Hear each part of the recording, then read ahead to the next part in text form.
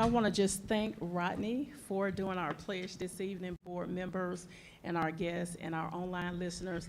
Thank you for leading us in the pledge today, Rodney. We really appreciate you, and we want to give you a small token of our appreciation, as well as we want you to take a picture with our superintendent, okay? So here you go, Mr. Rodney. There you go.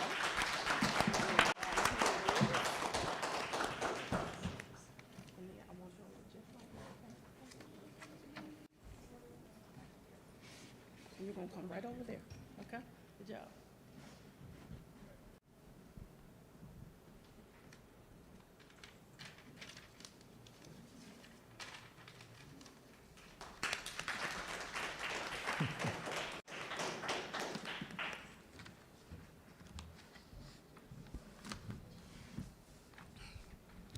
Okay, I will now entertain a motion to approve the agenda for Tuesday, February 11th, 2025, excuse me.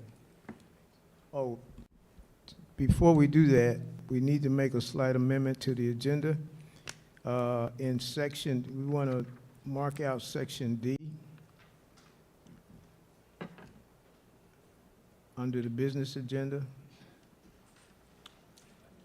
And with that, we will entertain a motion to approve the agenda with that correction for Tuesday, February 11th, 2025. Mr. Chair, I make the motion to approve the agenda with the amendment.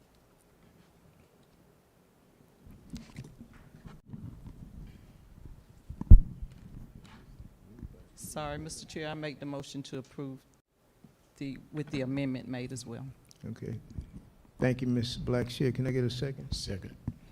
Okay, the motion to approve the agenda for Tuesday, February 11, 2025 has been properly made by Ms. Blackshear and second by Mr. Rouse. The question is on the adoption of the motion to approve the agenda for today, Tuesday, February 11, 2025. All in favor, raise your hand. Okay, none opposed. The motion passes unanimously. Now, each of you have had an opportunity to look at the minutes from January 14, 2025. Are there any corrections to those minutes?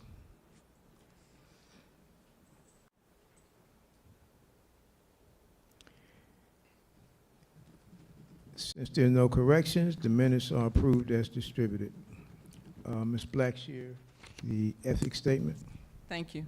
In accordance with regulations set forth by the Georgia Ethics Commission, it is the duty of every board member to avoid both conflict of interest and interest of such conflict.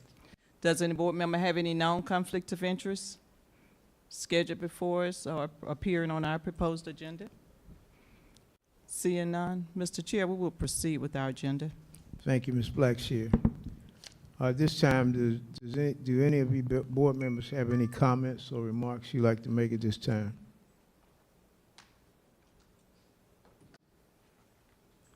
Okay, I have some remarks I plan to make, but I'll make those later. This time, Mr. Superintendent, do you have any remarks?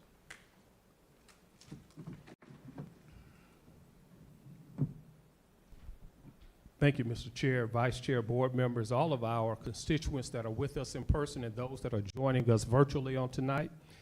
We do have several celebrations that we'd like to present on tonight, beginning with our United Way.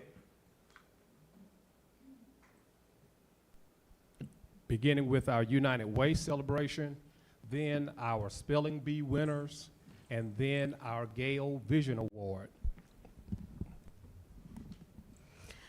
Good evening, Board Chair Karstarfin, Vice Chair Rouse, board members, Dr. Bullard, and good evening to all of you that are here with us this evening in person, and those of you that are online. I would like to celebrate some things that we did with United Way this year for the 24-25 season.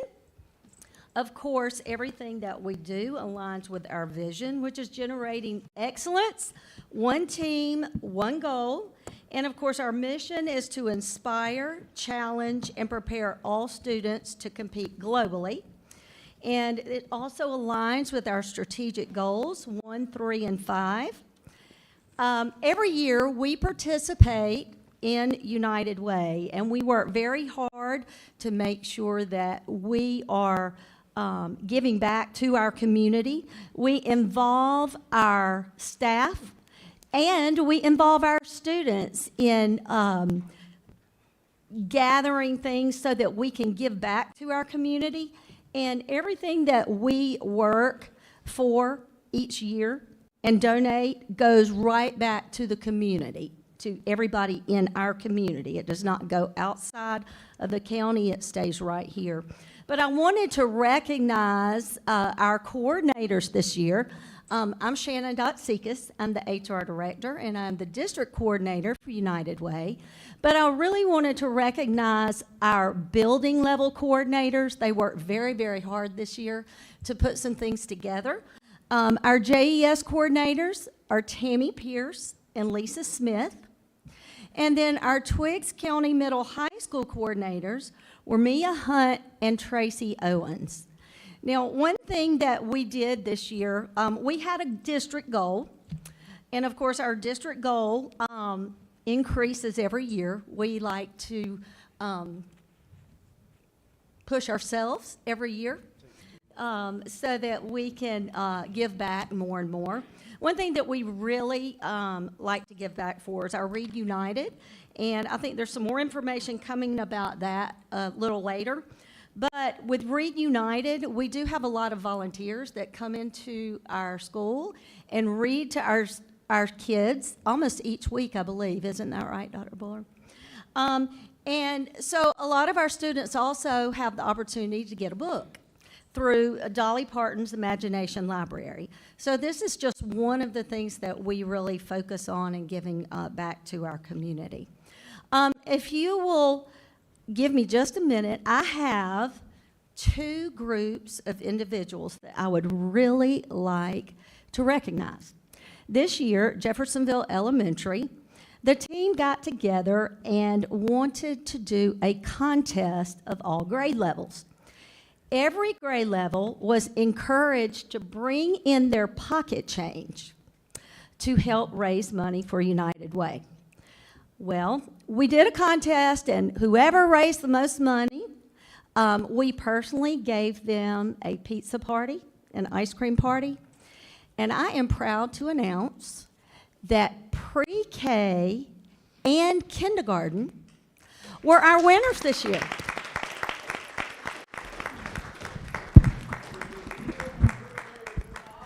Now, let me tell you though real quick what they did. Pre-K, just in pocket change, pre-K raised $900.01. Awesome job. Give me nothing. Ooh, good job. Awesome. And this is one of my little pre-K friends, and he got to participate in our pizza party. So we are very proud of them and all of their hard work to bring in that change this year. And $900, that's huge. So you stay right here, little man, okay? Can you stay right here with me? We're going to take a picture in just a second. Can we do that? Okay. And next, I would like to recognize kindergarten. Do I have a kindergarten friend over here? Or do I have a pre-K friend? Do I have another friend over here? Okay, all right. Kindergarten raised, just in pocket change, $861.64. So just in change alone, between pre-K and kindergarten, they raised over $1,700. So we are very proud of them. And in just a minute, we're going to let Mr. Watkins take our picture. Can we do that? Can we take a picture? Okay. All right, hold on 1 minute. Our goal this year was $6,500 as a district, and I am proud to say that we raised $6,750 or $6,700 for United Way. So congratulations to the county, all of our staff. They worked really hard to do that this year. And we're going to take just a minute and get a photograph with our little friend right here. So Dr. Bullard, if you want to come down.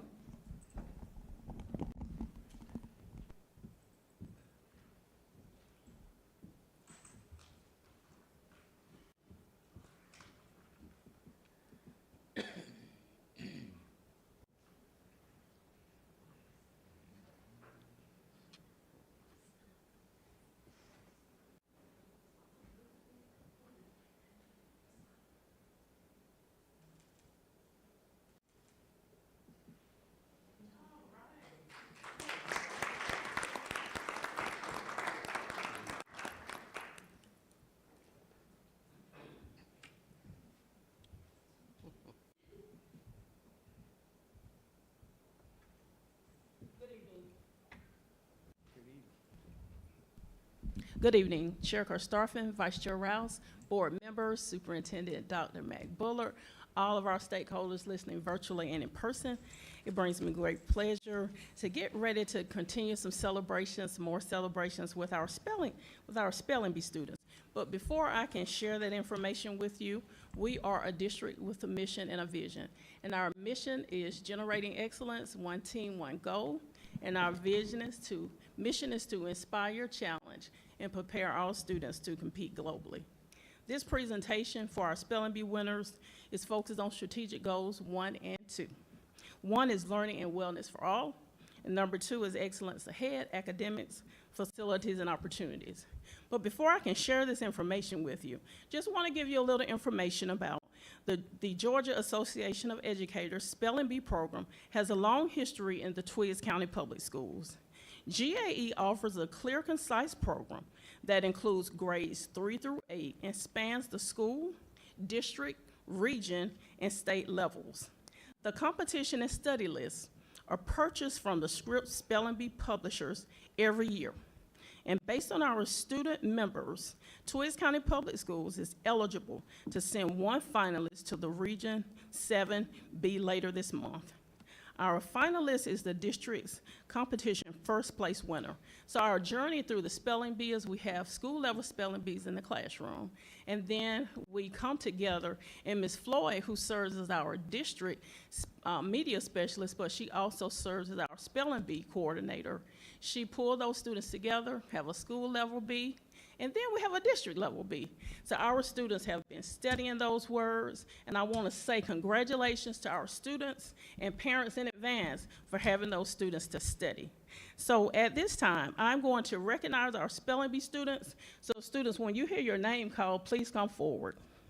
Our 3rd place winner is Kayan Hart.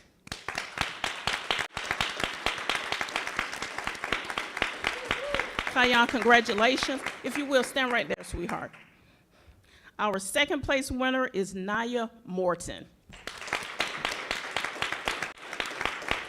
And our 1st place winner is Jeremiah Pitts.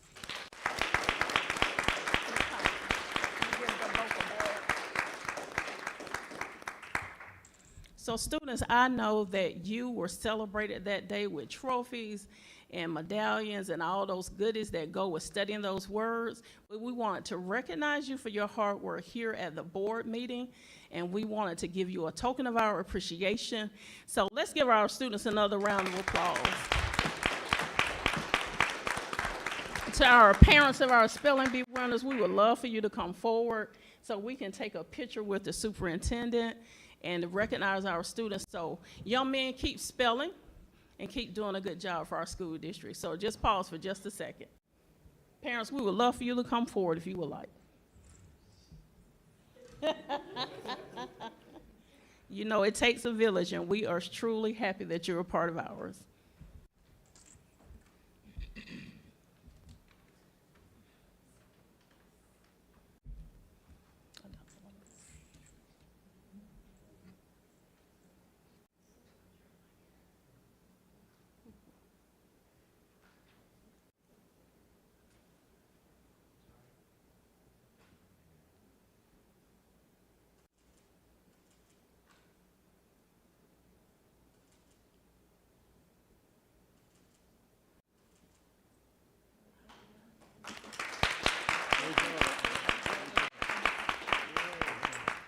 So the good thing is Jeremiah Pitts is our 1st place winner. He's a 7th grader at Twiggs County Middle School. The Region B is in 2 weeks and will be held at Putnam County Middle School in Edenton, Georgia on Saturday, February the 22nd at 10 a.m. And we hope he chooses to attend. So congratulations again to Jeremiah, Naya, and Kayan, and we wish them continued success in the future. So let's give them another round of applause. So before I take my seat, I can't let this time go by without acknowledging our spelling bee coordinator. So Ms. Floyd, if you will come forward.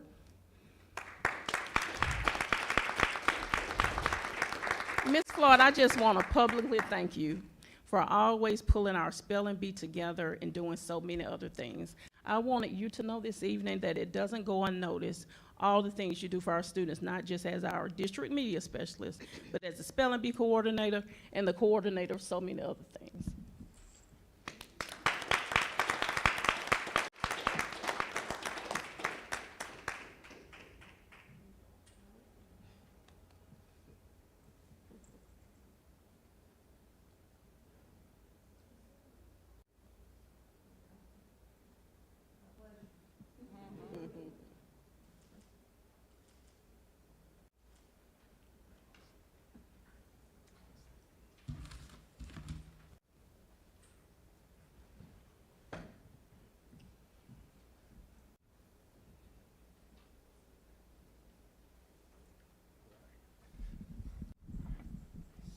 Board Chair Starfin, Vice Chair Rouse, board members, and our community members that are here in person and those that are joining us virtually.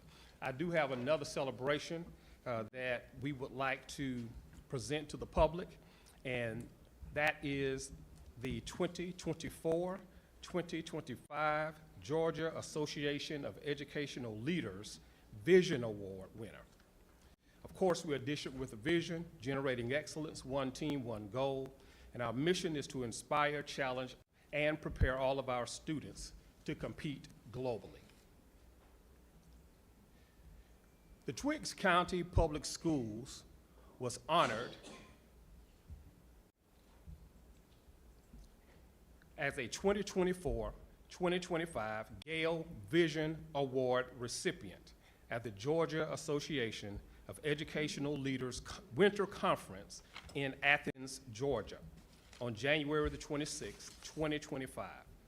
This prestigious award recognizes school districts that demonstrate a strong commitment to supporting professional learning for teachers, principals, and district leaders, as well as active engagement in the Educational Leadership Association, statewide advocacy for our students and for education as a whole, and professional networking and partnership. This is our second time winning the Gale Vision Award, and again, this is an opportunity where the organization recognizes those school districts who go over and beyond to ensure that their leaders, their principals, and district staff are professionally developed, and we have great networks and partnerships across our region. At this time, I'd like Ms. Reardon to come forward, Dr. Griffin Stewart to come forward as well, and Ms. Seekers. Ms. Reardon is our federal programs executive director, and the Title II funds, which are sent to our school district from the federal government, are there to actually develop our teachers and our leaders in district. Professionals, Ms. Seekers as well, and Dr. Griffin Stewart, of course, work hand in hand with principals through collaborative development and professional learning in the schools as a district and as a school at particular grade levels. So these ladies lead professional development throughout our school district, and I want to thank them for their outstanding work and service, what they're doing, continuing to make sure our teachers and our leaders are at the best. And as you can tell, the Gale organization has recognized you as well. Congratulations.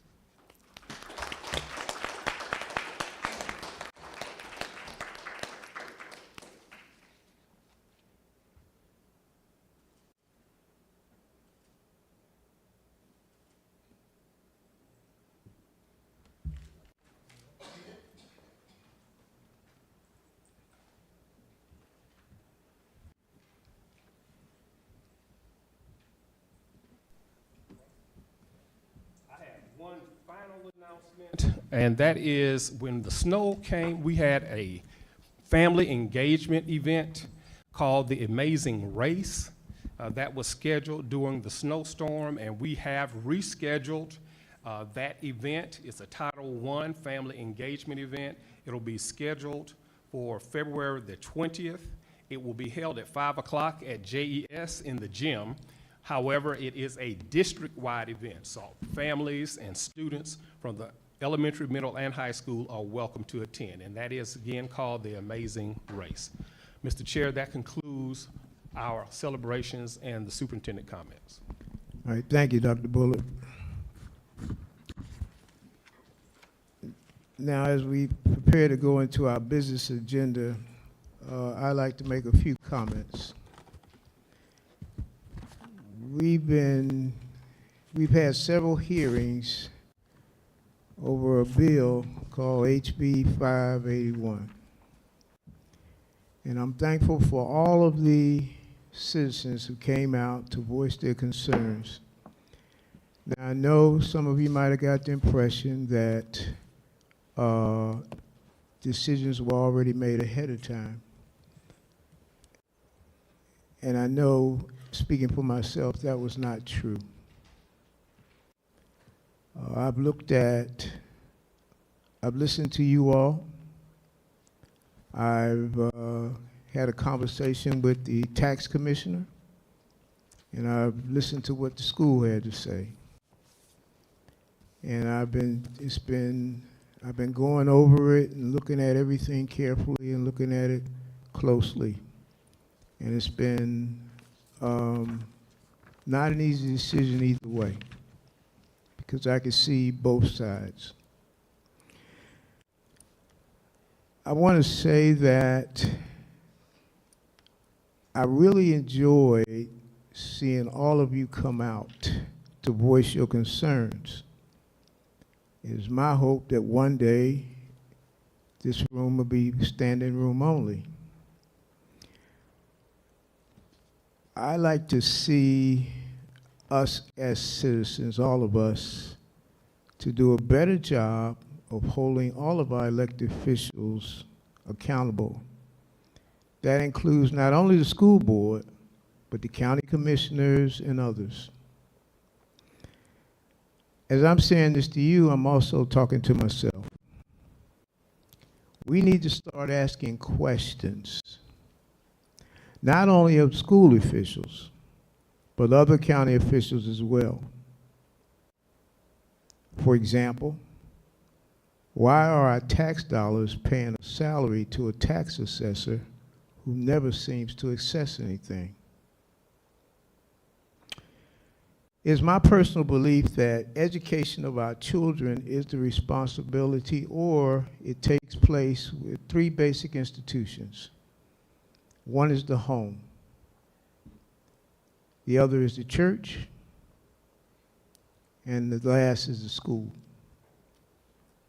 It's the parents' responsibility to make sure both the church and the school are doing what they want for their children. If not, they have a responsibility to move their kids to where it is happening. As for the schools, you are responsible to the taxpayers to do your very best to give our kids the best education possible. Now, for years, or several years ago, people needed accountability, and so they came up with test scores. Now, personally, I don't believe test scores are the best indicator of how well your students are doing. I'll give you a very good example. When I was in the classroom, I taught calculus.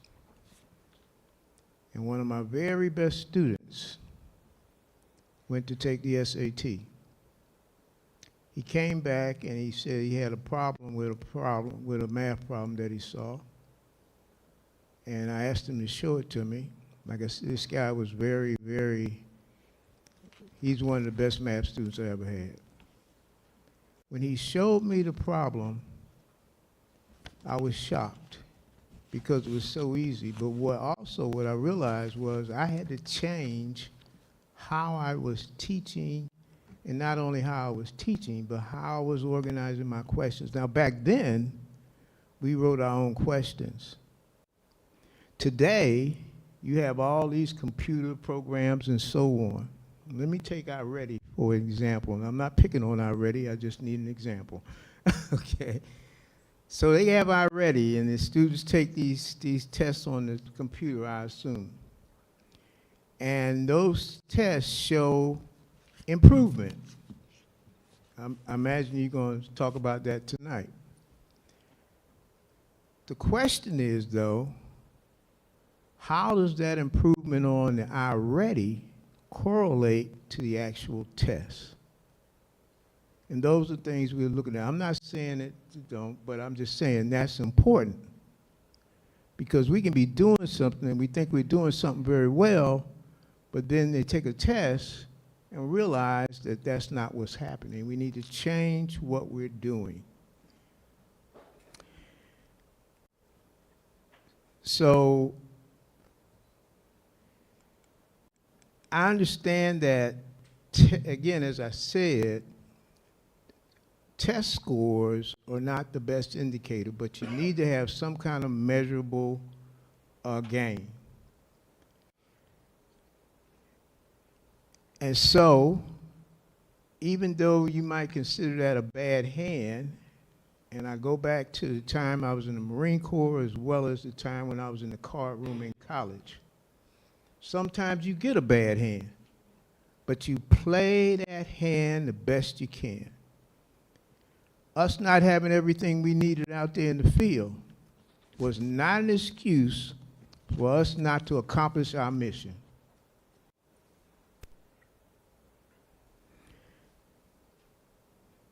As school board members, we owe it to our constituents to make sure their taxes are being used responsibly. I want to thank Mr. Rouse because he kind of keeps us on task with that, but we can do a much better job than we're doing. We can do a better job of monitoring what and how our students are being taught. And I'm not suggesting any kind of micromanaging, but there are ways we can adjust, and we can hold the superintendent accountable for what takes place, and we can have our opportunities where I know Ms. Jenkins has always got her doors open, and our elementary school principal, Mr. Davis, always have their doors open and they welcome us in. But we can do a better job of ensuring that what's going on, knowing what's going on, as well as monitoring and making sure that the money that's spent is spent responsibly. And I just felt, and there are things that have been going on in this county for way too long that we all need to do a better job as citizens to hold everyone responsible.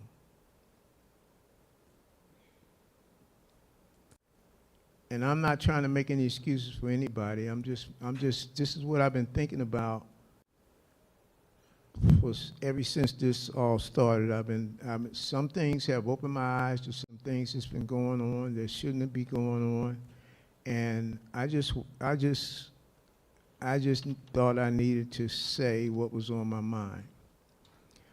Again, I want to appreciate everybody who gave their input. But there are problems.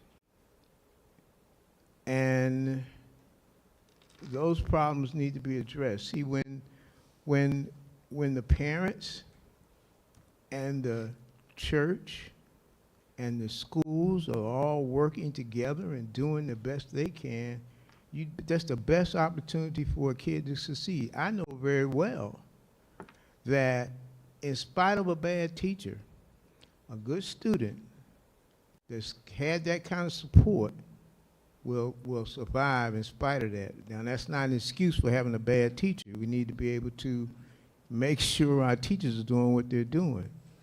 But the point is that the education of our children is not solely the responsibility of the school. It starts with our homes and our parents. But the school needs to do the very best job they can, and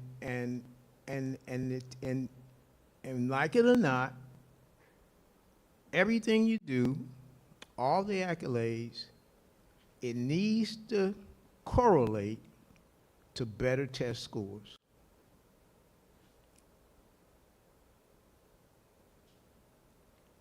So I'm not,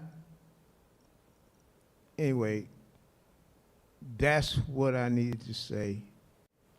We all need to look at ourselves.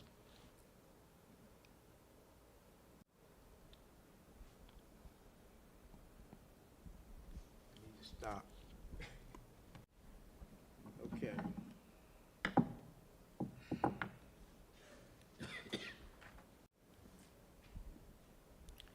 So at this time, we're going to move into our business agenda. And it looks like the first item on the agenda is HB 581, the opt-out resolution. And Mr. James Austin.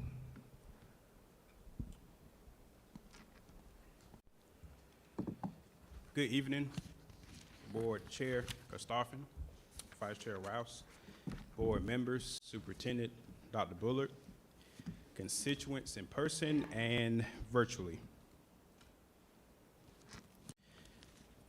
The task that I have is to read the resolution that will require an action tonight in its entirety, and to then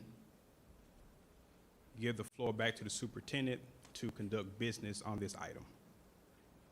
And it reads, a resolution of the Twiggs County Board of Education. Whereas on November 5th, 2024, the voters of the state of Georgia approved House Bill 581, known as the bill, creating a floating homestead exemption. And whereas that bill has gone into effect on January 1st, 2025. And whereas the bill provides school districts with a process to opt out of the floating homestead exemption. And whereas the Twiggs County Board of Education has held 3 public hearings on Friday, January 24th, 2025 at 6 p.m., Friday, January 31st, 2025 at 9 a.m., and lastly, Friday, the 7th, 2025 at 6 p.m. And whereas the Twiggs County Board of Education has published the required notice in a newspaper general circulation and on its website at least 1 week prior to the hearings. And whereas the Twiggs County Board of Education has created and submitted a press release.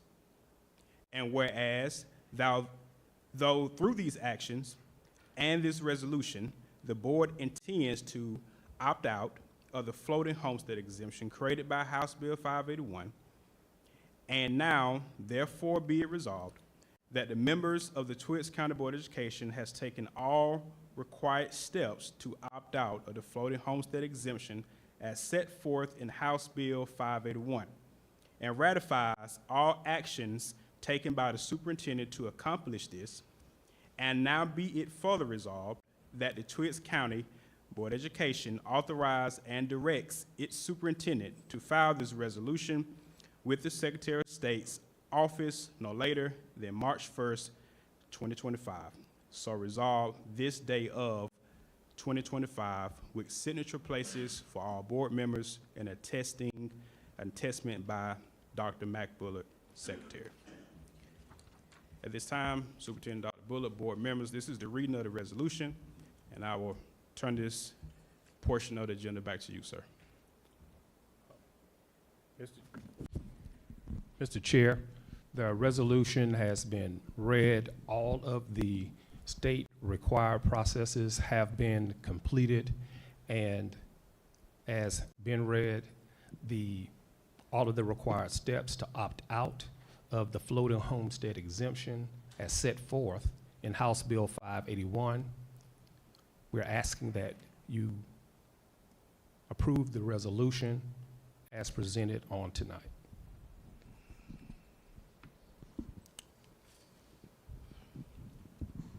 Okay, the motion the motion is to approve the resolution for HB 581. Can I get a motion to approve the resolution of the board superintendent to approve the HB 581 opt-out? I make a motion to approve the opting out of House Bill 581. Second.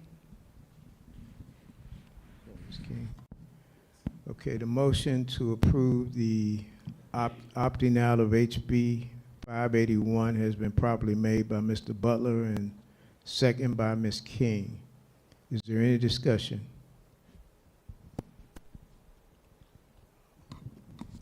Okay, the question is on the adoption of the motion to approve the opting out of HB 581. Those in favor, raise your hand. I would just like to say before we make this decision, in which it is a decision that we got to do what's best for our children. We do appreciate all the input from phone calls and all, but we have to make sure that we are taking care of our children. Just to hit a little information for as our commissioners and for as the city council, neither one of them have a cap. The school board is one that do have a cap. So we're in the middle where we have to make a decision of what's best for our children. Our children are our future, and we cannot just neglect our children. So I'm sorry, the motion is on the table. Can I say something too? Yes. I want to say the same thing that I've sat at all three hearings. I've met with our tax commissioner. I listen to everybody, and I listen to different things that people have said throughout the community. I listen very well. This is my first year here, but I'm here to serve the community. And one of the things I am willing to die on this hill, because we have two responsibilities. One is to the students, and the other is to you guys as the taxpayer. And I do agree that we can do better, and we will work to do better as a community. But my number one priority is the students of this county, and that's the number one priority that we have, is to making sure that the students are served. This is a 50-year bill. We have an opportunity to go 50 years forward, or 50 years backward. The people that we're voting on today may not even been born yet, but we have to make a decision because of the small window.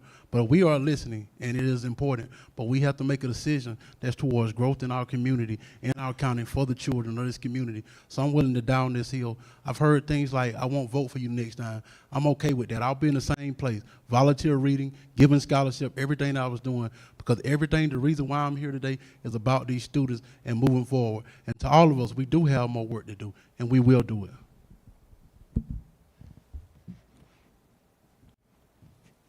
Is there any more discussion? No, sir.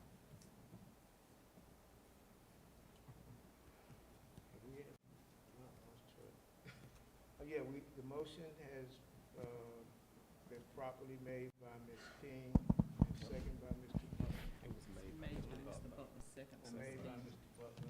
Second by Ms. King. The motion has been properly made by Mr. Butler and second by Ms. King. Is there any more discussion? If there is none, the question is on the adoption of the motion to approve the opting out of HB 581. Those in favor, raise your hand. Okay, the motion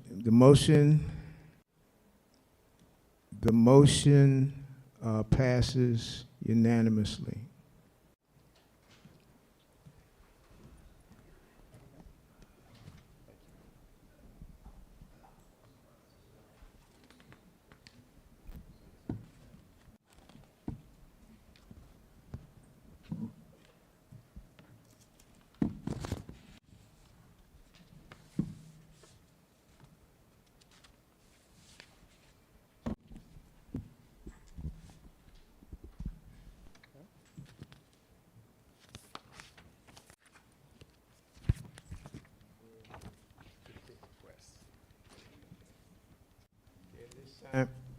At this time, we'll hear from the superintendent with the district request. Thank you, Mr. Chair. Vice Chair, board members, we do have district requests in terms of field trips and fundraisers that we seek your approval on tonight. Beginning with field trip request, we have field trip requests for the 18th of February to take the FCCLA to Georgia State University for a college tour.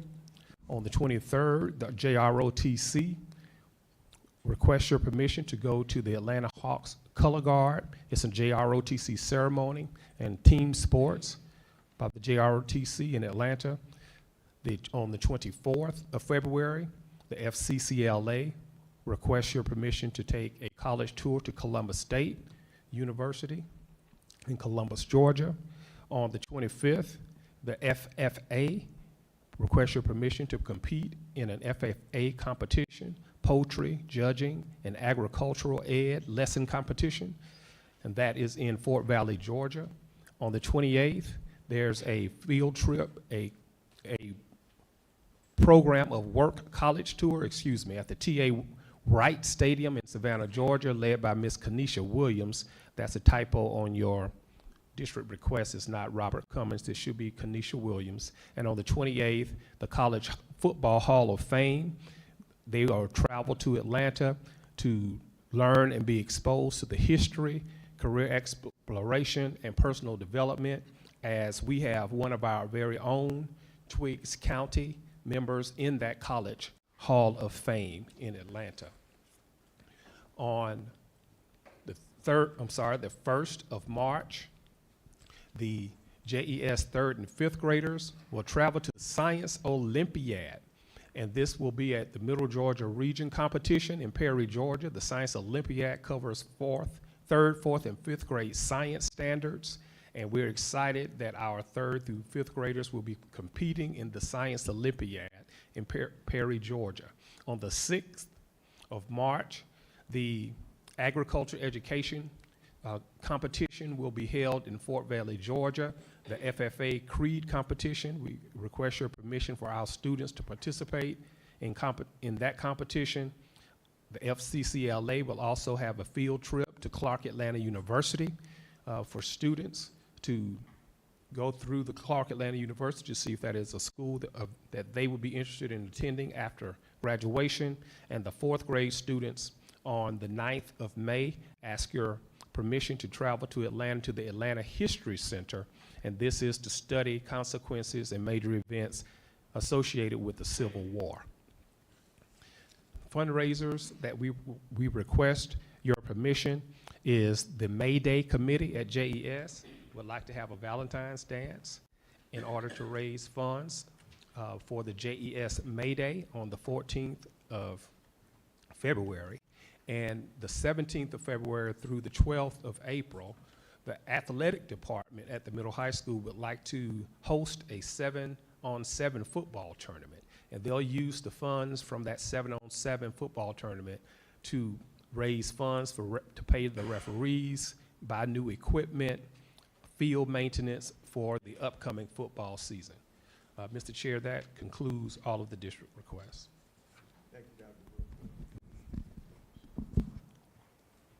Thank you, Dr. Bullitt. At this time, I'll entertain a motion to accept the district request.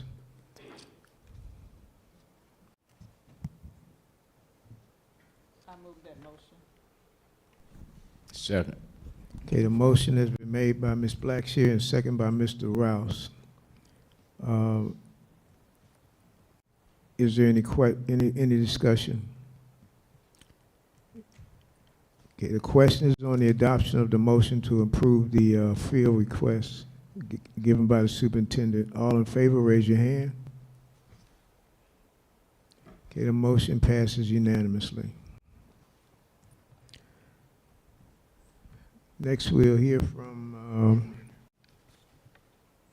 Ms. Reardon with the calendar.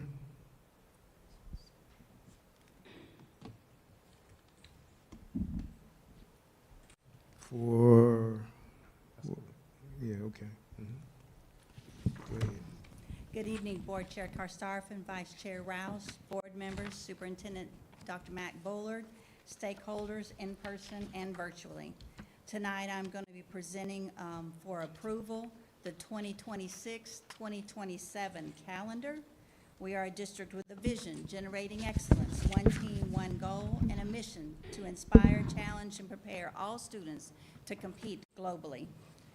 Tonight, this addresses strategic goals: 1, learning and wellness for all; 2, excellence ahead, academics, facilities, and opportunities; 3, doing things the Twiggs way; and 5, a premier people-first organization. We're going to be talking about calendar dates. I'm going to talk about some dates this year first before we get to the calendars that you will be approving. First, as a reminder, gentlemen, there's a special day coming Friday, and I know you know what to do. What's that? What's going on Friday? No. But first, I want to address some changes in the 2024-2025 calendar. That is this year's calendar. As we all know, we were out for many days in an asynchronous setting for our snow days. We will be in person now. We will not be in asynchronous instruction for February the 18th or April the 7th. That is a change. We will not be in asynchronous instruction on February the 18th or April the 7th. As a reminder, Monday, February the 17th is a holiday, followed by Tuesday, February the 18th, which will now be a regular school day with staff and students in person. March 31st through April 4th is spring break. It was followed by Monday, an asynchronous day. It will not be an asynchronous day. Monday, April the 7th will be a regular school day with staff and students in person. That is a change for information board. For information purposes as well, because there's been questions asked about this, a reminder of our assessment dates for this school year. The end of grade milestone for grades 3 through 8 will be April 22nd, 23rd, 24th, 29th, and 30th. The end of course milestone test assessments will be for high school, May the 6th, the 7th, the 8th, the 13th, and the 14th. We will have retests in elementary and middle school on May 20th and 21st. And retests for end of course high school will be during summer school, June the 10th and 11th for American Lit, June the 12th for algebra, and June 17th for biology and U.S. history. Now for our action item, a reminder of the calendar planning timeline, which began back in December, ran through January, and ends tonight, February the 11th, bringing it to the board for approval, the 2026-2027 calendar. Before you vote on this, I would like to give you some information. We already gave the information about this year's calendar, so I'm not going to do that again. Are there any questions? I have one question. Can you give me the date you said for March that it's going to be made up again, ma'am? For The Monday before spring break, what was the date, ma'am? the asynchronous day, Yes, ma'am. that is not an asynchronous day anymore. It is in person, and that is Monday, April the 7th. All right. Thank you. Thank you, ma'am. You're welcome.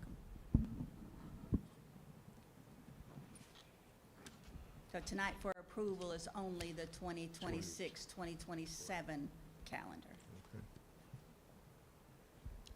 Okay, you don't have nothing to say on that, did you? You already spoke on that, did you?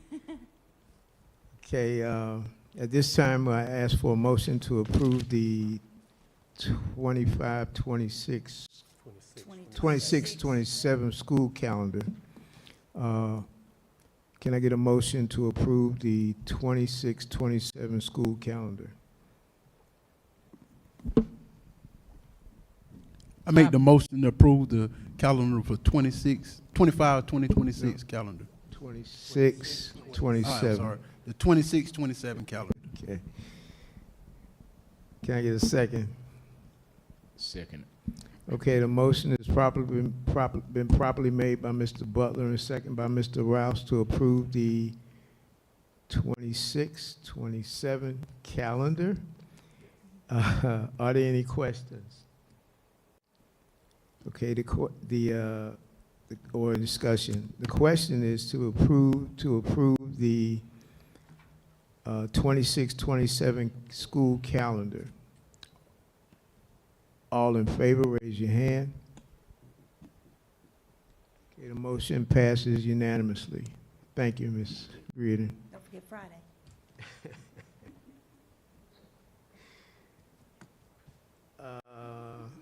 Mr. Austin?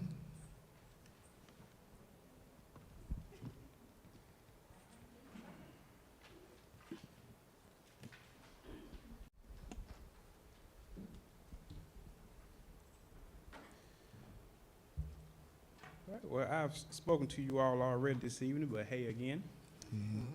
And we're moving to talk about an item in our budget calendar, reviewing our salary schedules for feedback and recommendation provided to the superintendent that he'll provide to senior cabinet. We are a school district with a mission, with a vision to generate excellence, one team, one goal, and a mission to inspire, challenge, and prepare all students to compete globally. Our salary schedule does support all 5 of our strategic plan goals. So the first salary schedule we'll talk about is our certified salary schedule. And it is proposed at this current state that we do not have any changes to our certified salary schedule.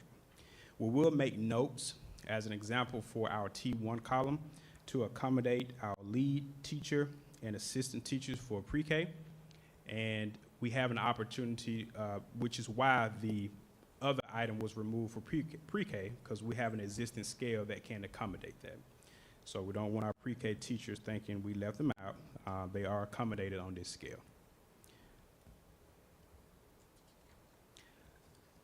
Certificated employees are eligible for supplements, so we do have local supplements that we'll maintain that we've had consecutively for the past 3 years. No changes at this point.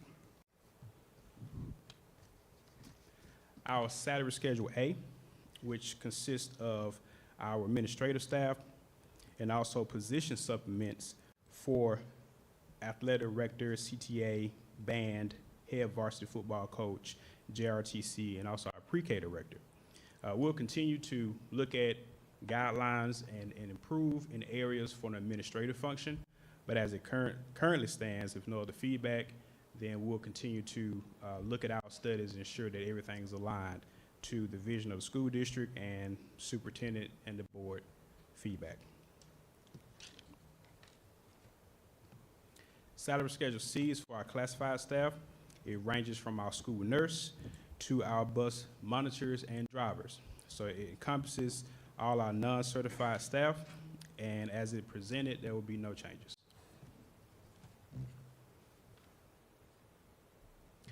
Our miscellaneous salary schedule, it covers academic and merit-based incentives, our bus routes for any additional routes such as field trips, overnight trips.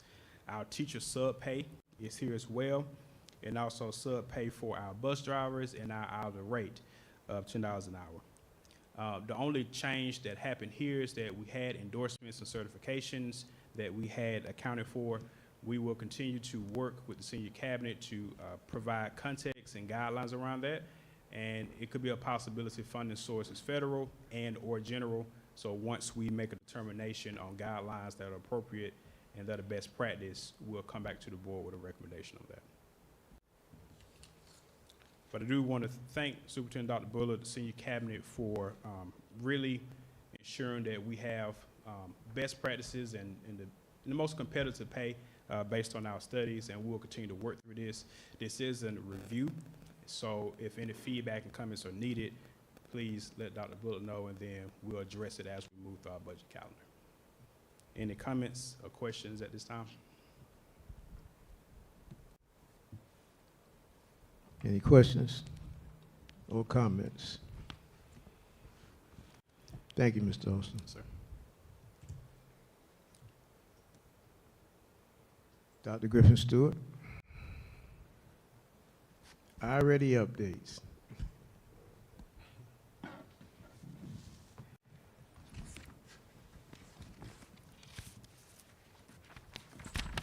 Good afternoon again, Chair Karstoffen, Vice Chair Rouse, board members, Superintendent Dr. Mac Bullard. All of our listeners in person and virtually. It brings me great pleasure to share our ready updates, but before I can do that, it's also exciting to share that we are a district with a vision and a mission. Our vision is generating excellence, one team, one goal, and our mission is to inspire, challenge, and prepare our students to compete globally. Our strategic goals for this presentation is learning and wellness for all, one, and number two, excellence ahead, academics, facilities, and opportunities. Just a quick overview or a reminder of reading and math defined based on iReady. The purpose of iReady Reading and Math is to provide personalized instruction for students in K-8 by assessing their individual strengths and weaknesses through a diagnostic test, then delivering tailored online lessons in both reading and math to help them achieve grade level proficiency, allowing teachers to monitor progress and adapt instruction accordingly based on student needs. Essentially, it acts as a tool to identify areas where students require additional support and provide targeted interventions to improve their academic performance in reading and math. Some additional key points about iReady. Again, it's personalized learning for the student. A diagnostic assessment is given to students. So it identifies their strengths and their areas of weakness, and it puts them on a personalized path. It also helps teachers with progress monitoring, so they can track students over time to see how they're improving in key areas. And during this presentation, you will definitely be able to see how teachers progress monitor students. Data-driven instruction, because it's based on the results that we receive, where teachers can make informed decisions about instruction and intervention. And last but not least, students like engaging lessons, so it utilizes interactive games and activities to make learning engaging for students. So what is the trajectory of the assessment opportunities for students? Assessment 1-to-1, it was done in September 2024, that's the baseline. That's where students enter. 1-to-2 was just taken in January, and then we have a third 1-to May 2025. What happens once we get the results? District and school level leaders preview and discuss iReady reading and math results. That's senior cabinet members and school level leaders. Next, principals conduct data analysis sessions with teachers and support staff, where reports drill down to each student, and a plan of action is created to address students' individual needs. That's their MyPath focus. The data also drives lesson planning with teachers. Teachers conduct classroom level data talks with students and celebrate growth and progress. And lastly, students set goals in preparation for the next assessment and write out action steps for accomplishing goals. So where are we from the first time to now? I will start with JES. So with JES, the key that's going across, you will see that the green represents it with a stripe, mid or above grade level. The clear green is early on grade level. Yellow represents 1 grade level behind. The clear red represents 2 grade levels below. And the red stripe represents 3 or more grade levels below. So when you look at reading for JES, you will see that in the beginning, we had 10% of our learners with the green stripe. We have increased it to 16%. We had 17% in the green, the clear green. We've increased it to 23%. We had 48% of our students in yellow at the beginning. Now we have decreased that number to 42%, so that lets us know students are either going to the left, to the clear green or the striped green, or moving backwards. 11% in the red, from 18 to 11, and then from 7 to 8%. So you can also see the movement from how many students were where we started and where students are now. We move to JES Math. So we can see again that we had 3% of our learners in math at the beginning, with the stripe increased to 6%. The green increased from 6% to 14%. The yellow from 65 to 63. The clear red from 18% to 9%. And then the stripe was 8% both times. So now we move to reading with the Twiggs County Middle School. Twiggs County Middle School, overall 6 through 8, we had 9% to 14%. In the stripe, 16% to 20%. In the green, yellow, 26% to 27%. The red is 20 to 21%. And then the stripe, red, is 29% now to 19%. And again, board members, you can see the number of students. Lastly, the Twiggs County Middle School math. We had 1% in the beginning with the red, with the green and black stripe. Now we have 2%, 12% in the green, 17% now, 34% in yellow, 39% in yellow. The clear red, 17% to 12%, and the stripes, 36% to 31%.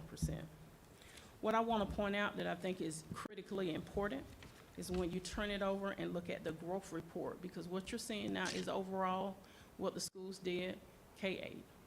But this drill down to what teachers can see, and this is a growth report.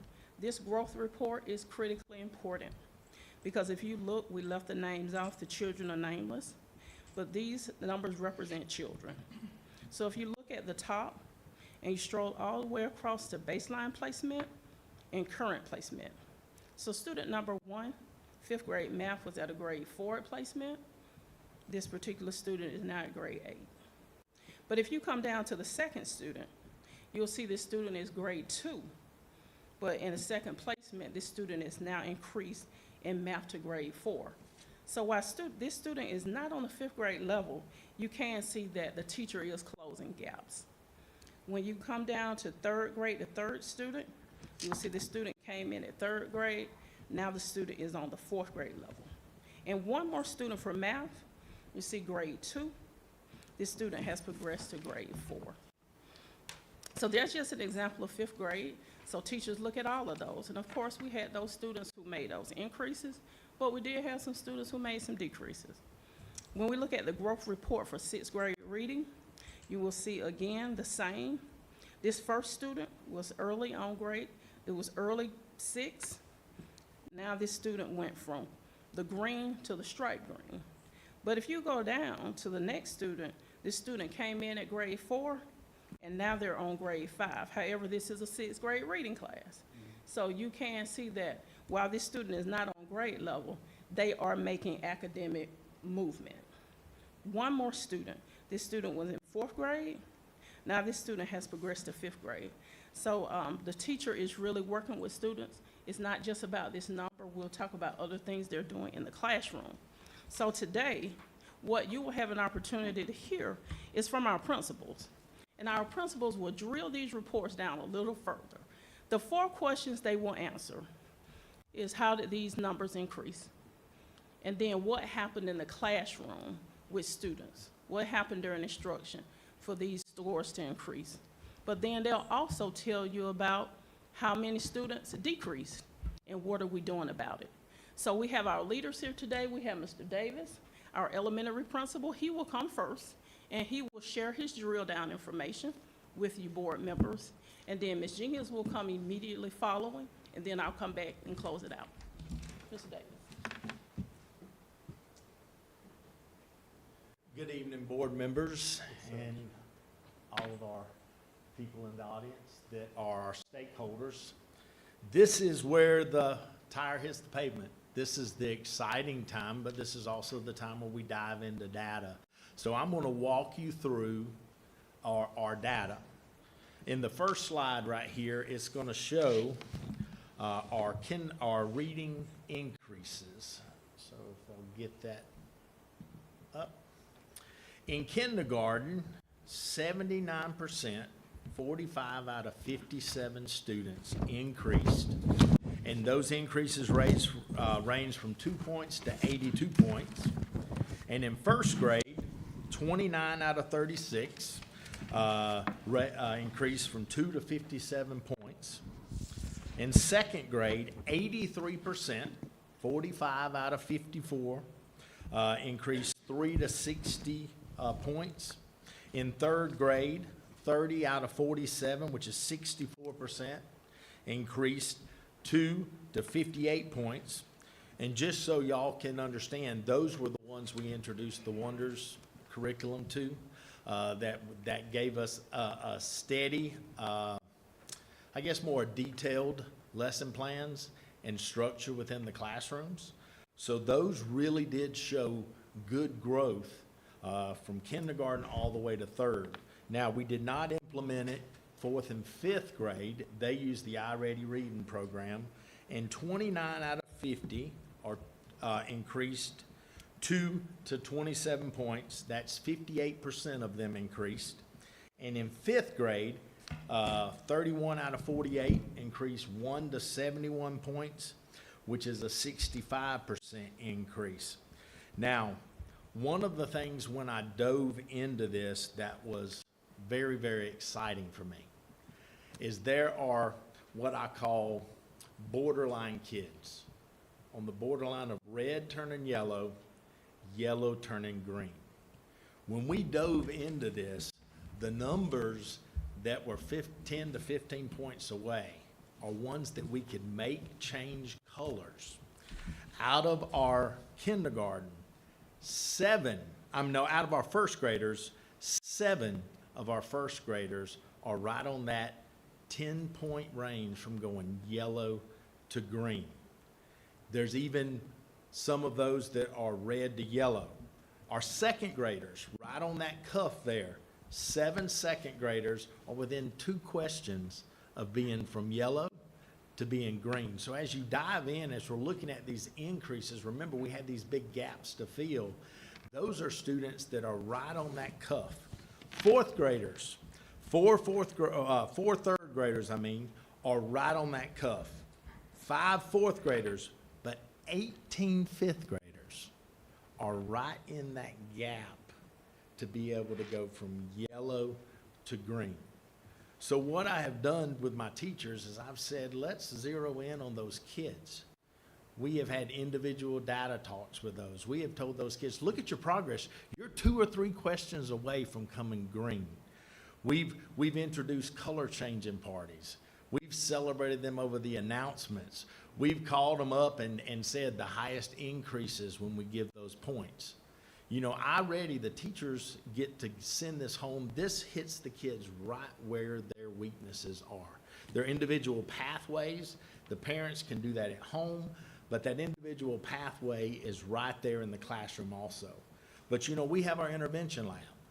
And this is the time that we actually look at these students and we identify these students to go into our intervention lab to get that extra intervention with Ms. Pierce and iStation.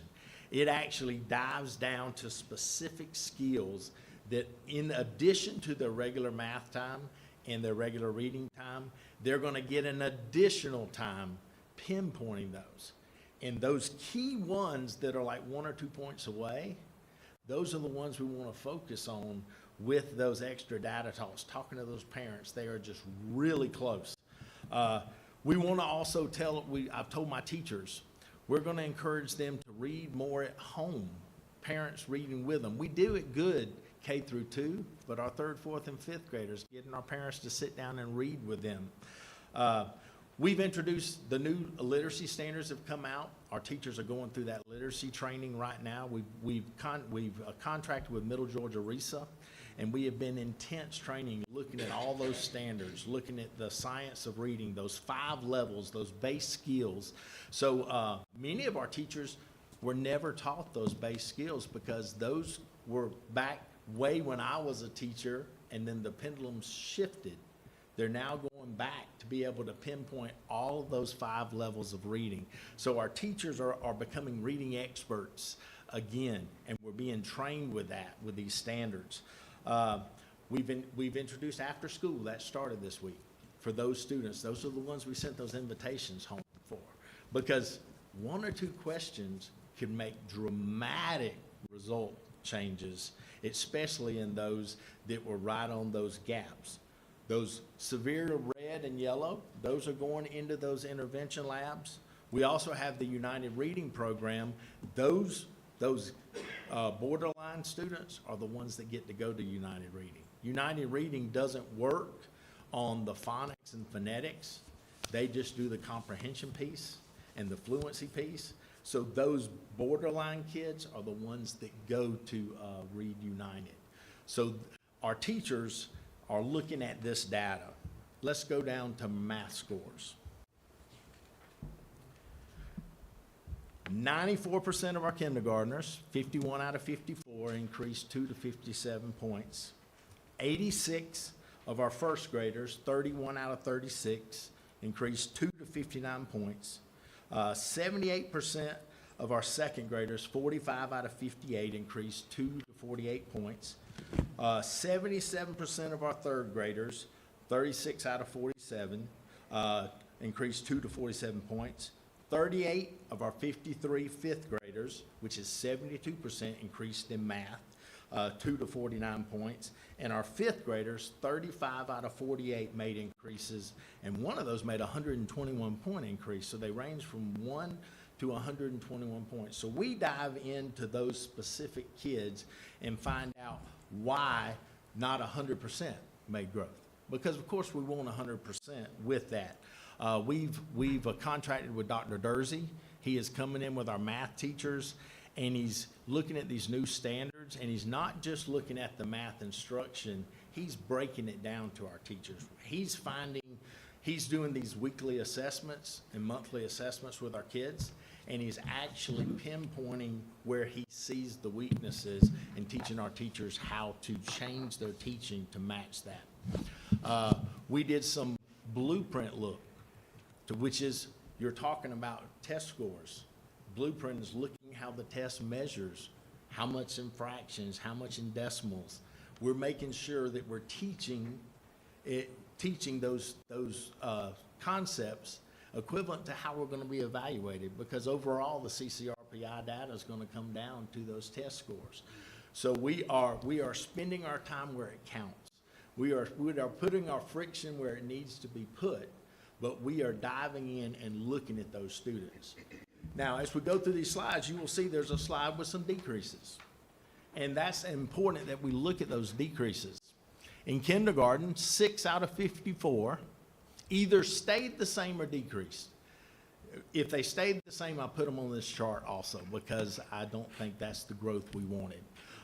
3 out of 36 first graders, 9 out of 58 second graders, 16 out of 47 third graders, 21 out of 53 fourth graders, and 17 out of 48. And if you look at those ones where we introduced the wonders, only 6, 3, 9, 16 third graders, we're diving into that. But one of the big things that we've had, and is a big, if I look at these kids, some of them were those high green to begin with, and they just either stayed the same or may have gone down 1 or 2 points. They were already our green kids. So this decrease is not meaning that they are low. It means that they just did not grow. But one of our big things is student attendance. I can correlate 80% of these with absences of student attendance. If the kids aren't here, it's hard for us to teach them. So we're trying to get these parents to understand they've got to have their kids here at school. I'm telling our teachers, these kids, they're having those data talks with. They're talking with those parents about attendance and how important it is. These are those kids that we have those personal conversations with. The kids need to get ownership of the learning. They need to realize you missed 17 days. Look at your score. It went down. It does affect that. We have tied attendance with our PBIS celebrations. We've tied attendance with a lot of things because it is an indicator that is connected to all of these scores. But our teachers are looking at the data, but I can stand here before you and say I'm excited because of those bubble kids, yellow about to turn green. We're wanting to set the racehorses loose. We're wanting to pinpoint those kids, and I'm hoping to see a huge shift from yellow to green. Now, if you notice those red scores, they're going away. We're pinpointing those. But we want to get those scores, those green on grade level and above.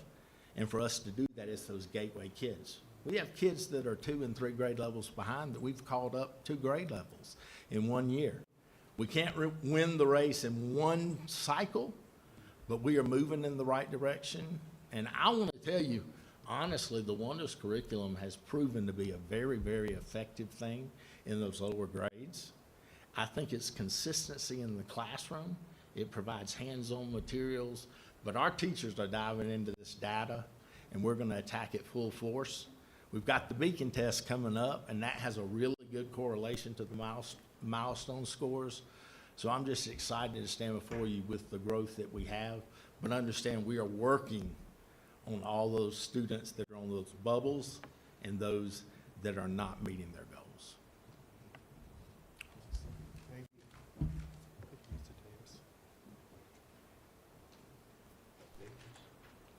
Good afternoon. Board Chair, Mr. Christopherson, Mr. Rouse, and board members, community. I just want to do the same thing that Mr. Davis did and just talk about the events that are happening at Twiggs Middle School as it relates to our student scores and using the resources that our funds are paying for. So when you think about the use of iReady, we have 39 students that tested again this time. This will be our second iReady assessment. 26 of those students increased in their reading numbers, and the increase was 2 points to 75 points for 6th grade. For 7th grade, 43 students tested. 30 of those students saw an increase, and the range of increase in their knowledge was 3 points to 84 points. When you look at our 8th grade students, there were 37 students who took the assessment. 21 of those students showed an increase in reading, and then the point range for the increase ranged from 3 points to 74 points. Of course, the most important part with how do we show this increase in reading scores? And I just want to tell you that we participated in a daily reading effort, and we built in accountability opportunities for our teachers and for our students. We practiced reading comprehension strategies that we have been taught from the Georgia DOE and our Middle Georgia Research partners, as well as our district leaders. We increased our exposure to complex text. Yes, we have students that are several grade levels behind, but it was important for us to make sure that we gave them text that was on their grade level. Of course, there would be challenges there, but we wanted to make sure that they were exposed to it because the assessment is on grade level. We administered bi-weekly assessments, and we focused on root words, prefixes, and suffixes. And I know you've heard those terms before, but it was incredibly important because when you talk about decoding at the high school and the middle school level, middle school in particular, you're going to notice that students need to know how to break down words. We're no longer putting the phonetic process in place where they're saying cat, at. They are actually having to move through the process of looking at a word, identifying the root word, and then saying, oh, I get the context of what's going on here. It may be that they use the prefix mal, where they know something negative is occurring in that story. Just their ability to make those connections with the prefixes, suffixes, and root word drives their ability to comprehend the text. It's the same thing doctors do, it's the same thing lawyers do. They don't know every single word, but they have the root words to help them guide what's going on with the body. We're doing the same thing as we strengthen our students' minds. Not only are we doing that, but what we're going to do to offer continued support to our teachers at Twiggs Middle School is that we're going to implement the data-driven instruction to address those specific skills. The beauty of the iReady assessment is that it gives us a breakdown of the skill gaps. That allows us to be able to create small groups that are tailored toward the student needs, and that's pervasive in our 6th, 7th, and 8th grade. We also are going to integrate cross-curricular reading, so you will see that we're reading in our science class, we're reading in our math class, word problems, but also just allowing them to read and understand that there's movement in math that's directly related to reading. We also are going to offer after school. We started that process yesterday. We had students that were there on campus that were getting that extra push that may need or accelerating their efforts. And we also increased our instructional walkthroughs. Just as I do, when Dr. Bullitt and Dr. Griff Stewart walk through the building, I stand up a little higher and perform a little better. Our teachers do the same thing. But when we're walking in the room, we're making sure that we're helping them in the process. We're talking about the professional learning that they've participated in, and then we're going into the classroom and making sure that we are seeing exactly what we practice in our professional learning rooms. We are celebrating our students' we're celebrating our students' advancement. We are celebrating in our classroom, and then if you come on our campus now, our announcements are outside the building so you can sit in your car and hear. if you need to hear us talk about the increased movement in our reading goals for our reading increase for our reading with our students. I want to take you to math. We did increase in math. 38 of our students took the iReady math assessment for the second time. You're going to notice that out of those 38 students, 27 of those students saw an increase, and that increase was from 12 to 58 points. In our 7th grade, they took the same assessment on the same day, where we shut down our entire hall and we modeled what they were going to experience with the milestone.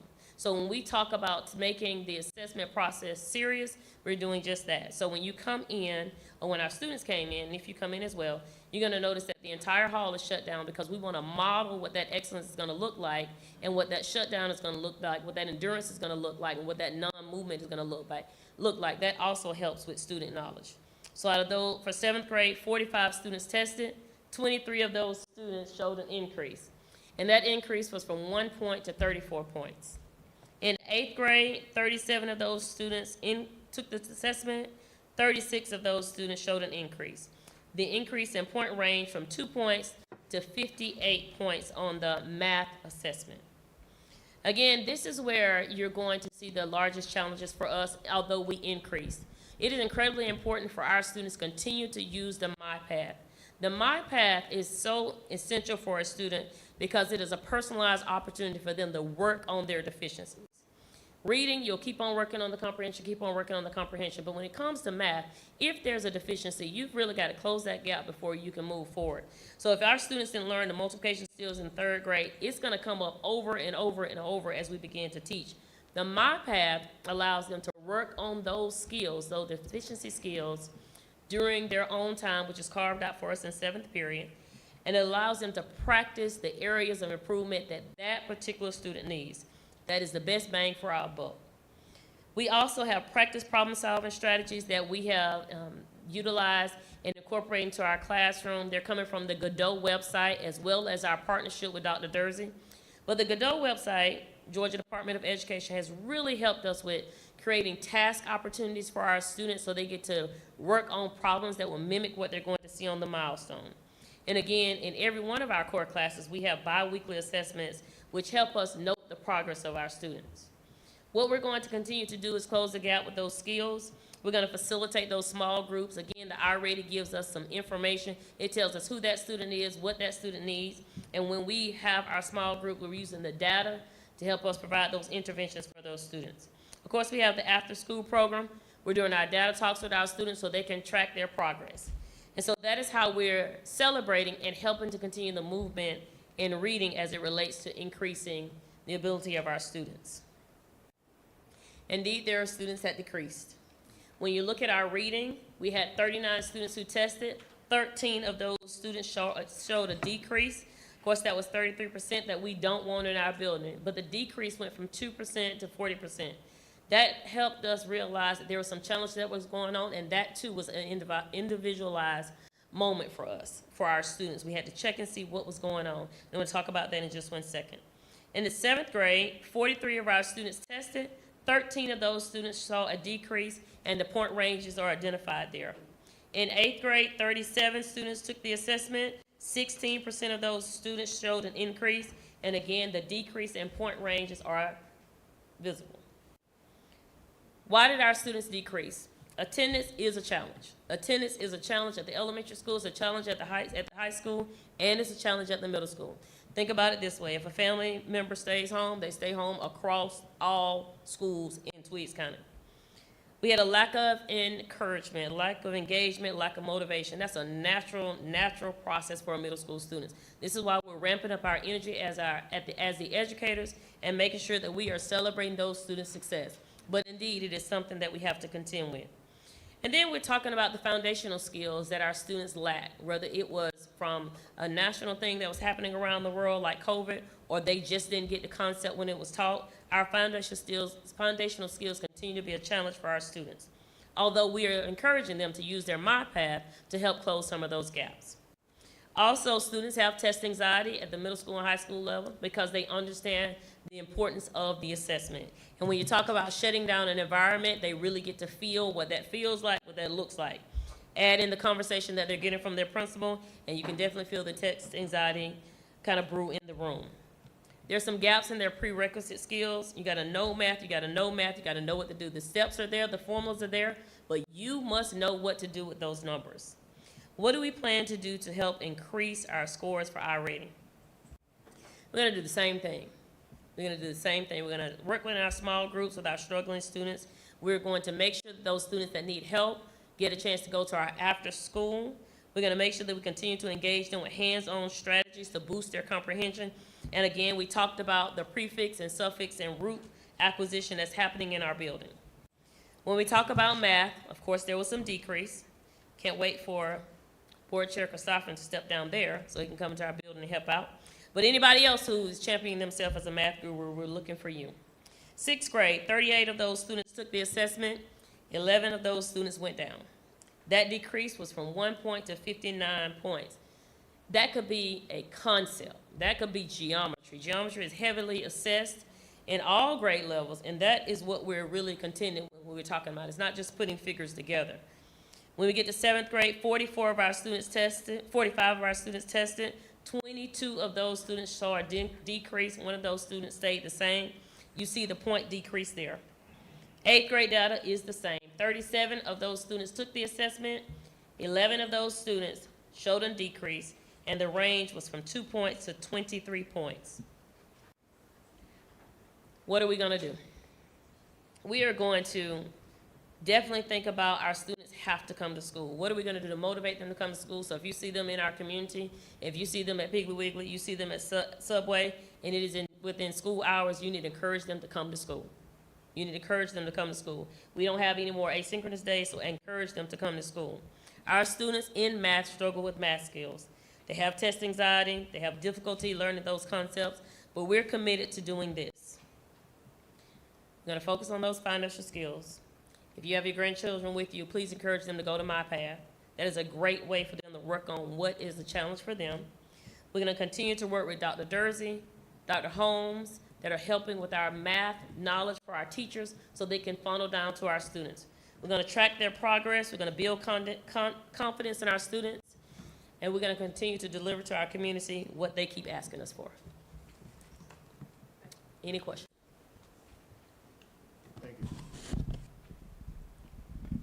So board members, just as we get ready to close the already updates, I just want to make one final note, and this is very important.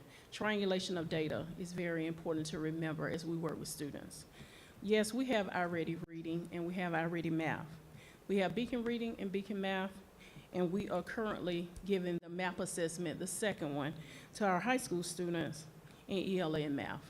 But that's one measure. The green, classroom instruction, is where it happens. So we are working with our teachers during professional learning to build their pedagogical knowledge, teaching how to be a teacher. That's most important. And teaching how to be a teacher is teaching how to teach those Georgia standards to the intent and rigor of the standard. Because if you go to the DOE website and look at those standards are difficult. And so if you come into a collaborative planning session, you will see a lot. You will see principals and leaders and teacher leaders unpacking those standards so we can know how are we teaching. We use the Georgia Instructional Framework to teach direct instruction, independent practice, classwork, homework, and formal assessments. So they said all of that. And then it's actually to help predict what we're going to do on the Georgia milestones in ELA, math, science, and social studies, or end of course for our high school students. But the big thing is having a leader who can guide it. So I definitely want to thank these leaders for taking on this charge this year. I want to definitely thank our teachers because they come to collaborative planning and they are trying to improve their pedagogical knowledge. I am there in collaborative planning, so I can speak to what's going on in there. And so even professional learning. So if you turn to the last, Mr. Bassett, the last one, I have provided you board members with a collaborative planning schedule as well as professional learning. You will be able to see when this happens at the elementary school. There's 1 day of collaborative planning, and there's 1 day of collaborative planning over at the middle high school. But then you'll also see the days that they have targeted times that they work on professional learning, in addition to whatever Mr. Davis and Ms. Jenkins has added additionally. But also with collaborative planning and professional learning, I encourage you to visit the classroom. And then we have leaders meetings. So I want to thank Mr. Butler for being at our last leaders meeting. Our next leaders meeting is this Friday. Happy Valentine's Day. So they'll be there from 12:45 to 3:30. So we have a packed agenda that's centered around curriculum, assessment, and instruction. So I do agree, Mr. Karstoffen, with everything you said. I believe when students show up to school, they should be making progress that we can see, our parents can see, the community can see, but most of all, that our kids can see for themselves and be proud. So I believe that. I believe in this team. I believe in what we're doing at the schools, and I believe in everybody that support the schools. If we have some time to continue to make progress, because it starts with the leader. So if the leader is pushing academics, so it will funnel down to teachers, and it'll continue to funnel down to students. So I conclude. Are there any questions? Any questions? Thank you, Dr. Griffin. Thank you.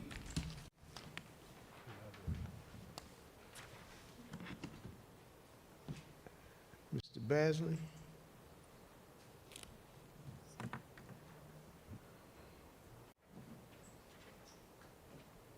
And Dr.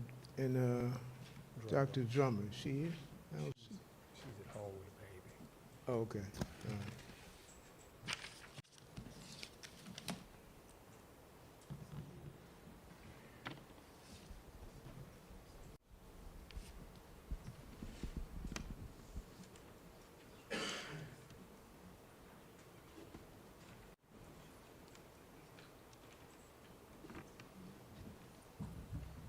Good evening, Board Chair Karstoffen, Vice Chair Rouse, Board members, Superintendent Dr. Bullard, and stakeholders.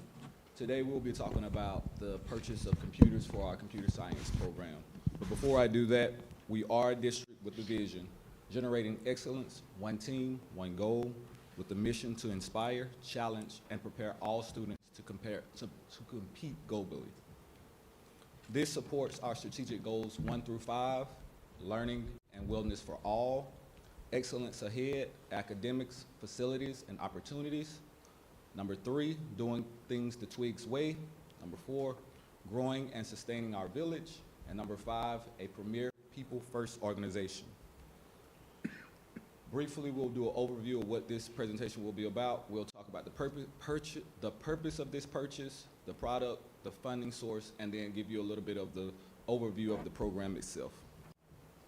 The purpose of this purchase, the district is seeking to purchase Dell desktops for student academic use in the area of computer science. The program is transitioning into maturity within the school. So with this maturity, we are in need of desktop computers in there. Right now, the students are using Chromebooks to start that program. They were doing a web-based program for coding, but now they are doing individual programs on the computers, and it just doesn't have the capability software-wise, performance-wise, and it doesn't meet the industry standard of what's expected in that Georgia Tech program. The product that we will be purchasing are Dell Optiplex Tower Plus 720s. I would say that this is a mid-tier computer. It's not the lowest thing that we can buy for that lab, but it's definitely not the most expensive, but it will get the job done for that particular program. We're looking to do 28 of those devices. It'll be a computer lab full for those. The funding source for this purchase, this purchase will potentially be split between 3 different funding sources that has already been approved. Title I funds, Community and Schools Full Service Community Schools Grant, and Title V funds. The cost of this equipment at the time of the quote is $35,353.36. This quote does expire on the 26th of February, and tonight this is information. So with that, if you guys do want to approve this, we would ask for a 10% contingency on top of that quote to bring us to $38,888. Again, this is an old quote. Prices and materials and things change, so we want to make sure we don't have to come back to you later when you guys get ready to approve this. A little bit about the program. We have started a partnership with Georgia Tech through their Rural Computer Science Partnership. This program was started in its pilot year 2022-23. Like I said, we're moving into that maturity stage. The program goals are to increase awareness and knowledge in areas of computer science among high school students. It also increases the students' intent to pursue the study of computer science, create a community of learning among participating educators, and also increase the capacity of rural school districts to offer innovative computer science programming. We are one of the rural high schools that's participating in this, this particular program, and it gives our students access to models based on unique programs, resources at Georgia Tech and developed by the Georgia Tech faculty. So our students are being exposed to the things that Georgia Tech expects for all of their computer science students. So they're getting that hands-on learning right away.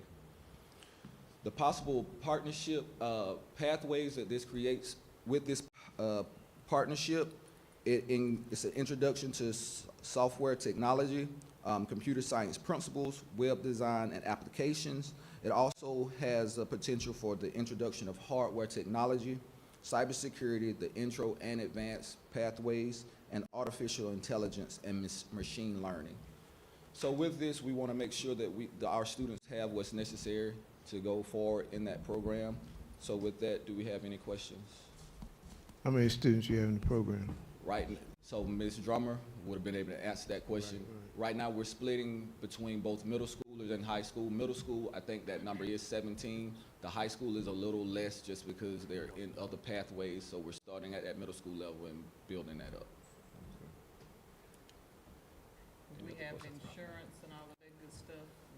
If So something the happened, purchase comes with a 3-year warranty built into it. Again, if we start looking at the refresh cycles, we'll be well within that, so we'll be good with that. Thank you, Mr. Bass. No problem. Ms. Denson?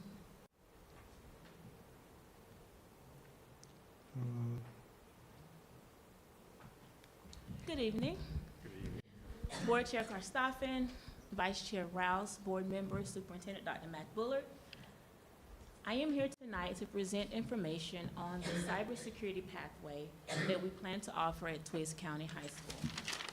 Before we begin, I would like to share that we are a district with the vision of generating excellence, one team, one goal.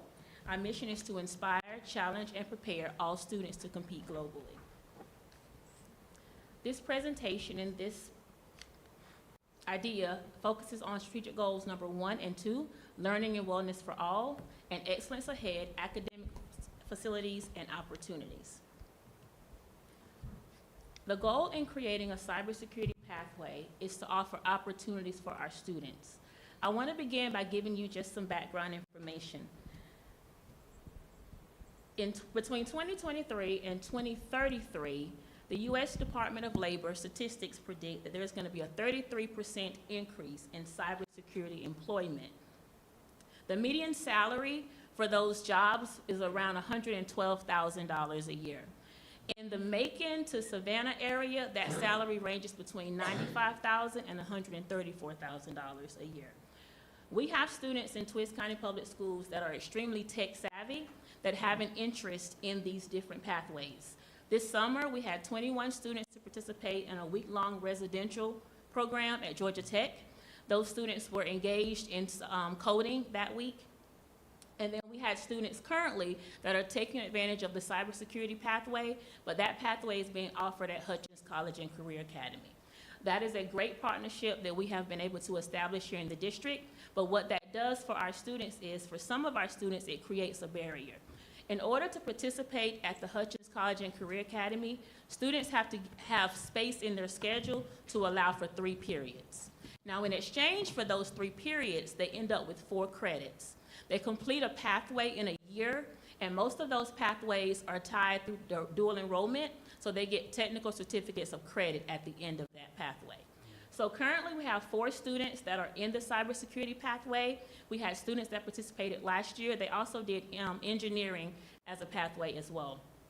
Recently, we've had students that have participated in paid internships through the cybersecurity and engineering pathway with Robins Air Force Base. With that partnership, what happens is the student, once they finish the pathway and they decide to pursue a 4-year degree, they are able to come home every summer and work. Once they finish that degree, they're offered positions at Robins Air Force Base. How do we plan to create this opportunity for our students? One of our goals, and the community has asked, how are we securing funds to make things happen for our students? So we applied for 3 grants: the Workforce for Georgia grant, the Computer Science Teacher Equipment and Community grant, and the Computer Science Teacher Credential grant. We were awarded all 3 of those grants for a total of $75,000.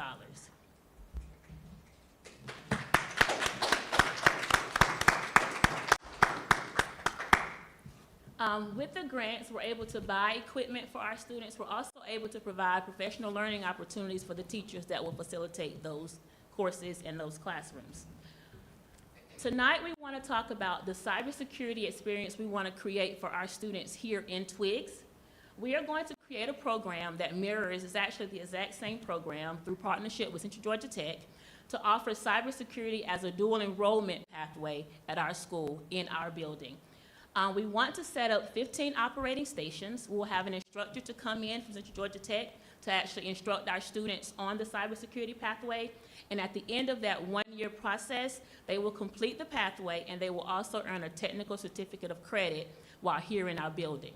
What that will do is, for the student that may be interested but does not have space in their schedule to be able to travel to Hutchins, they can get that here in our building.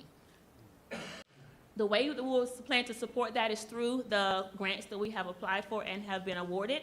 The total for this project is $58,920, and we're going to use funds that we have already secured to make that purchase for our students. I've said the word pathway a number of times. What our goal is to take kids from the classroom to a credential to a career. So when we talk about pathways, when I was in high school, we called them vocational classes. And when I go to different meetings around the state, what I constantly hear is, we don't have the workforce.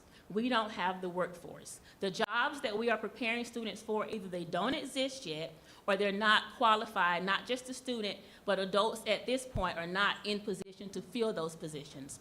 One of the major issues that we have is that we can't afford for the experience to retire. And in a lot of companies, they are begging those experienced workers, please don't leave, because we have not built the capacity to replace them just yet. So what we want to do is we want to connect our students from the classroom into career. Through this partnership, we'll be able to increase student access. We'll be able to have a stronger sense of community within our schools and culture. We're going to have an immediate integration between what we do in our math, science, social studies, and ELA classes with our CTE programs. And then we're going to allow our students to have partnerships with business and industry. So if I want to give you kind of a timeline of what that looks like. Currently, we have 7th grade students that have started their computer science journey. So in 7th and 8th grade, they'll take the preliminary courses for that. As a 9th grade student and a 10th grade student, they would take computer science. They could also take intro to software. And then from there, they have several different options. Those first 2 courses in computer science actually become the baseline for about 12 different pathways. A student could say, hey, I want to go into gaming. I want to do website design. I want to do artificial intelligence. There's a huge platform that once they take the first 2 courses, they have access to. So what we're going to do is we're going to create that opportunity for our students in the building. And so as a 10th grade student, I could technically start taking dual enrollment classes. You have to be in the 10th grade to do a dual enrollment class. And we start with the CTAE courses. So as a 10th grade student, I take the cybersecurity pathway. We have students the 4 students that I mentioned earlier, 2 of those students are 10th grade students. So they'll finish the pathway this year. As an 11th grade student, they can choose to continue on and do another TCC where they're able to stack the credentials, or they can become a member of the Work-Based Learning or Youth Apprenticeship Partnership. So as 11th grade students and 12th grade students, they've already started to build their portfolio. They can start doing internships. They'll become what they call youth apprenticeship completers by the time they graduate high school. And a lot of times, in a lot of the meetings that I go to, they always have these success stories. And honestly, one of the ones that stuck out to me the most, there was a student, he completed the construction pathway. When he graduated from high school, his starting salary was $80,000 a year. So when you think about what success looks like, we have to start creating a real and true narrative for our students. As a high school student, you have access to 30 hours of dual enrollment courses. If you decide the career that I want to pursue will require a 4-year degree, your first 30 hours could technically be paid for while you are a high school student. So as a parent, as a member in the community, start thinking about what you want your child's success story to be. So if that is a trade, if you know you have a student that is great in a trade, that's great with using their hands, what does that career look like? And then how can we start as a high school student taking advantage of the partnerships we are creating here in the district? Are there any questions? Thank you. One question. Yes, sir. How can I get in that pathway? We,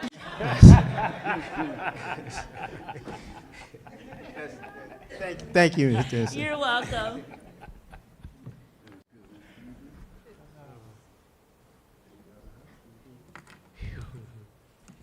All right, we want to thank each of you for your presentations. I'm especially pleased with the last two.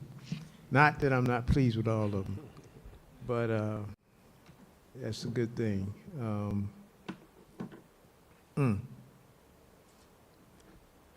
I came along too early.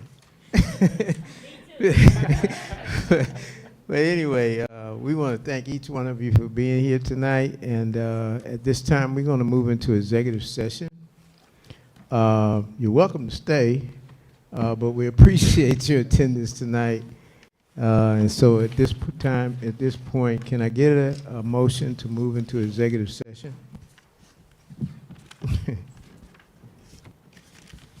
I move that motion. Okay. Can I get a second? Ms. King? All right, so at this time, we're going to move into executive, excuse me.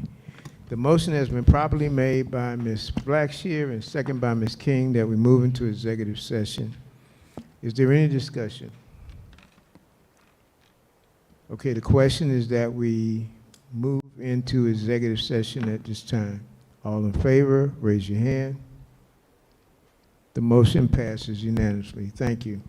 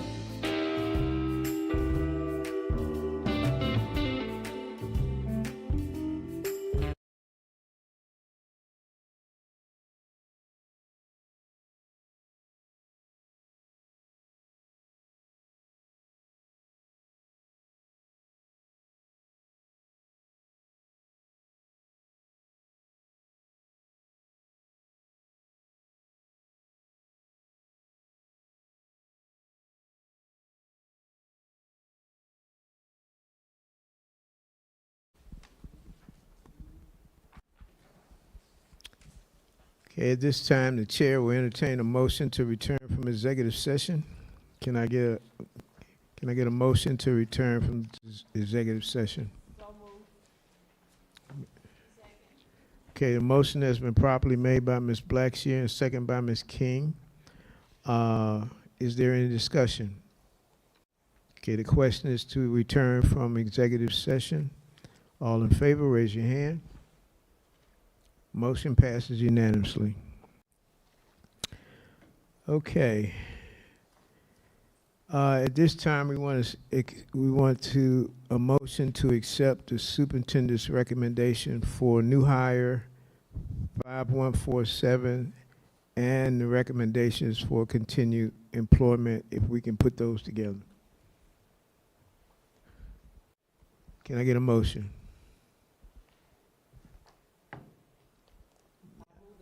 Okay.